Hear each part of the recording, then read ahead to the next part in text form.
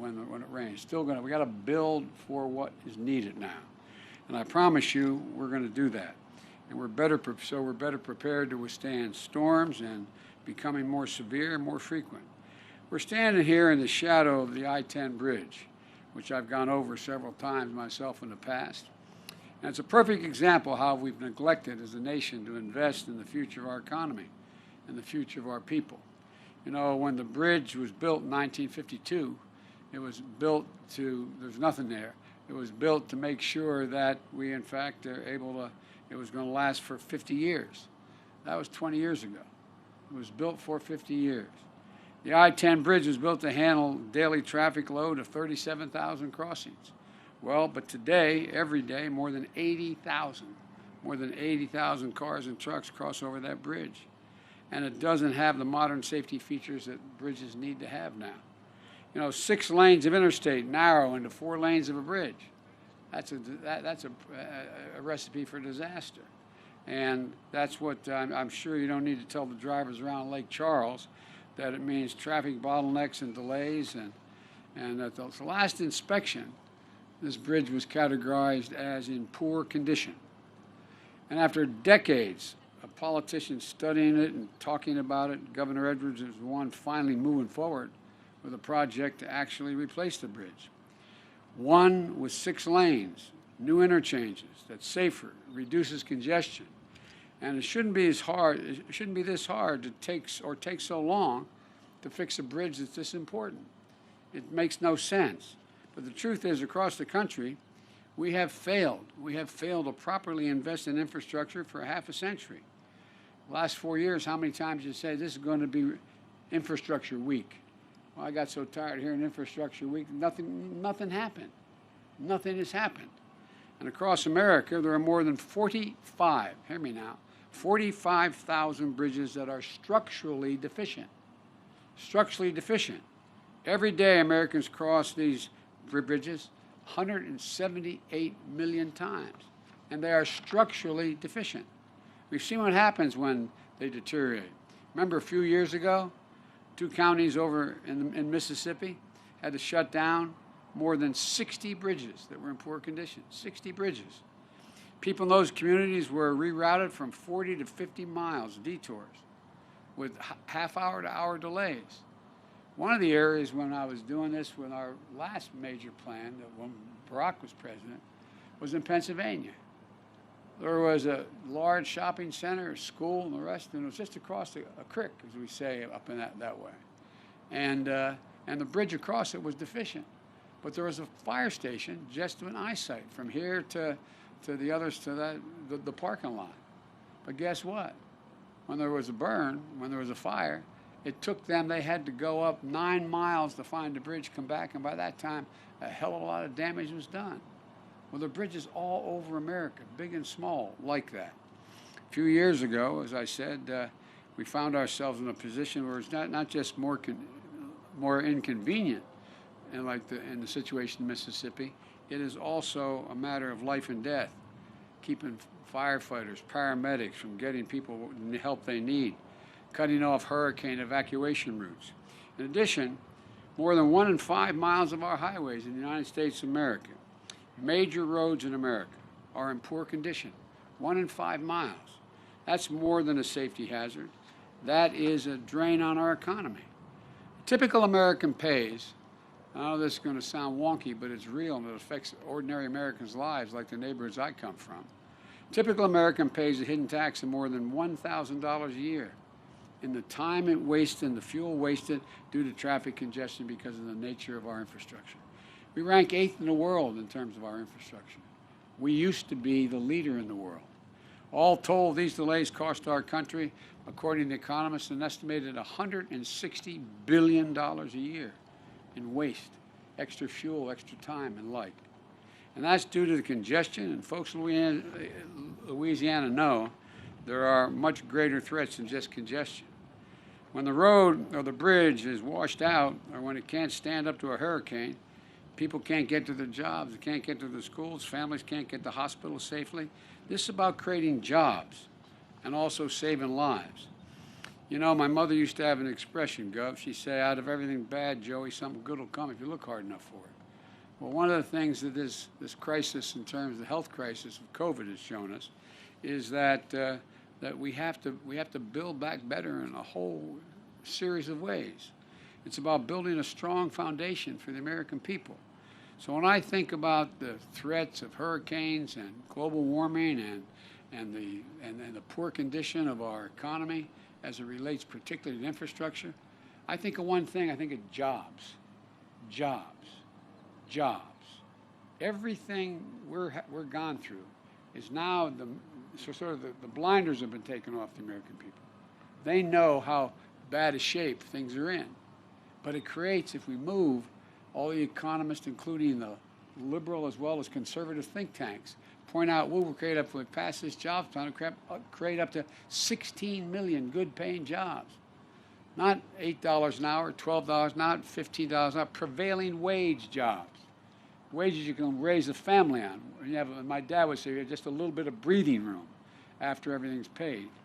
And so, you know, this state is working to rebuild the I-10 bridge, but we can put America to work in every state, fixing roads and bridges that are in desperate need of repair. My plan is a one-time $115 billion investment above and beyond business as usual, what we usually do, everything in the Highway Trust Fund. This is above what we have spent in the past. So we can modernize bridges and roads and highways that need it most, putting people to work in good-paying jobs. Now, I know a lot of you watching at home are thinking that, well, you know, if these jobs are for you, well, you know, all the folks who feel left out as the economy is moving so rapidly, everything's changing, and you're wondering whether what you did before is going to be available to be done in the future. Well, let me tell you something. If you feel left out and forgotten in a rapidly changing economy, let me speak directly to you. Nearly 90% of all the infrastructure jobs that this is going to create won't require a college degree. 75% of them won't even require an associate's degree. These are jobs that can't be outsourced. They just require something we've got in good supply here in Louisiana. Hard work, grit, and sweat, like the workers that are here today, and like all of the people you know and grew up with. American Jobs Plan is a blue-collar blueprint to rebuild America. A blue-collar blueprint to rebuild America, to supercharge our economy so we can move goods, get to work, become more competitive around the world. You know, to shorten our commutes, to give us back a lost time to our families, to make our commute savers, save lives. All told, the American Jobs Plan is going to modernize 20,000 miles of highways and roads. It will fix the nation's 10 most economically significant bridges that require replacement. They're just not safe anymore, which this bridge could be one of them. It repairs 10,000 bridges that desperately need to be upgraded. Bridges that get kids to school, people to market. And you know, when you build better roads or extend the train line over to the next town or install reliable high-speed internet, it sparks new life and investment in communities. It gives people hope. Business picks up at the local convenience store, at the seafood market, at the hardware store, where centers of people's locus and their jobs and their economies. Better jobs start coming to town. You haven't seen that in a long time. Suddenly, young people don't have to make the decision whether they have to leave to have a better opportunity. They stay where they are. That's what infrastructure does. It has a rippling effect. And when we make all these investments, we're going to make sure of one thing, that we buy American. Now, I know I'm being accused when I say I'm only going to buy American as president, that somehow I'm going to violate trade agreements. No. Since the 1930s, you're allowed to, a president could just decide to buy only American. It's just, I'm going to get to spend somewhere in the order of $600 billion this year, everything from building an aircraft carrier, new decks and all. And I guarantee you one thing, and I've set it in place. Every single thing, from the deck of an aircraft carrier to a railing in a new building, is going to be built by an American company, American workers, American supply chain, so that we invest American tax dollars in American workers. And that's what we're going to do. I promise you. Because right now that law has existed, but you're allowed to have exceptions. So what do? The last presidents come along and said, well, we have a little trouble making sure we can find somebody who is able to put the railings in this new building and the stairwells. Well, guess what? There's a whole hell of a lot of Americans to make that. So we're going to have a spot you just call the White House. We'll find you any company that makes those railings, for example, as one concrete example, rather than going abroad to purchase those. It's going to create jobs and going to generate economic growth. And look, this is all about making a choice between giving tax breaks to super wealthy and to corporations and investing in working families. We're going to build a country. I look at this as what I'm talking about is giving essentially tax breaks to hard-working, middle-class, and working people who built this country. In my view, it's an easy choice. Invest in workers wearing hard hats and doing the hard work of rebuilding the country, and put line workers, for example, to put line workers and electricians to work laying thousands of miles of transmission lines to build a modern energy grid, to put engineers and construction workers to work building modern roads and bridges, weatherizing homes and buildings, and setting new standards where they have to be built with better material and they have to be built to withstand heavy winds and hurricanes and the like, and withstand the impact of the changing weather. To put plumbers and pipe fitters to work, replacing 100% of the nation's lead pipes and service lines that are delivering poison water to our kids. And there are over 400,000 schools in America have lead pipes leading to, 400,000, yes, that's right, 400,000 have lead pipes going to the schools right now. And you have over 10 million homes where their water source is fed by lead pipes were laid years and years ago. We're going to rip it all up, and make it safe all across America. And it's going to provide millions of jobs, thousands of jobs, and it's going to provide much more security. It's going to put plumbers and pipe fitters to work, replacing this. So every child in America can turn on a faucet and not worry about drinking polluted water. I'm going to be visiting the water plant in New Orleans today to get a closer look at what's needed to modernize the city's water system, because it needs modernization and they need it repaired. Look, these are the highest values investments you can make as a nation, and they last the longest. Economists, left, right, and center, agree that these are investments we need to make to generate historic economic growth that's maintained, not just bringing jobs back, but creating new jobs. And together with the American Rescue Plan, the American Jobs Plan is going to help the economy create, as I said, estimated over 16 million good-paying jobs. And folks, we can't afford to not do it. We can't afford to not spend the time and effort and money. Let me explain how we pay for this, because I'm not a deficit spender. Because, we had a tax cut the other team put in back in 2017, and it created a $2 trillion deficit, with the vast majority of that going to the top one-tenth of 1% of the wage earners. I don't want to punish anybody. You're entitled to be a millionaire or a billionaire. Just pay your fair share. Just pay, for example, if we just were to make sure that we had the tax rate for the top rate in America for income tax, what it was in the Bush administration, it would go from 36 to 39.6%. Well, guess what? That would raise a minimum of $10 billion a year. No one's hurt. Someone making that money is still going to have 2 homes or a jet plane, or these are mostly millionaires. They're not going to be hurt a little bit. But we're going to be able to put tens of thousands of kids in preschool and in free community college. What's going to help America more? Increase the educational standard of all Americans so they have 14 years of school, from 2 years of 3 and 5 year olds, 3, 4, and 5 years old. We show that happens if they not go to daycare, they go to school. No matter what the background of the home they come from, they catch up. 58% will go on to go to college. We know that now. We also know that if you give 2 years of free community college, you're in a situation where you're in a position that you have in your state and every other state in America. You'll allow to go the last 2 years. All those credits are available to your state universities, and you get a 4-year degree for half the cost. And/or you get the 2-year degree, and you're able to do what you needed to do. It's estimated to increase the average income by over 20% for someone in America for the rest of their lives. So, folks, you know, the fact is that, I'm not looking to punish anyone. You know, I come from the corporate state of the world, Delaware. More corporations are incorporated in the state of Delaware than every other state in the union combined. But guess what? You know, I'm sick and tired of corporate America not paying their fair share. Their taxes used to be 38%, 36%. We all thought that was too high, even in our administration. And we wanted to reduce it to 28%, make it more competitive. Some thought 24%, but it got reduced to 21%. And you know what the result is? Of the largest corporations in America, 50 don't pay a penny in tax. It made $40 billion. Don't pay a penny in tax. If you're a construction worker and your wife's a school teacher, you're paying at a higher tax rate than corporate America's paying. Not a joke. Not a joke. I don't want to punish them.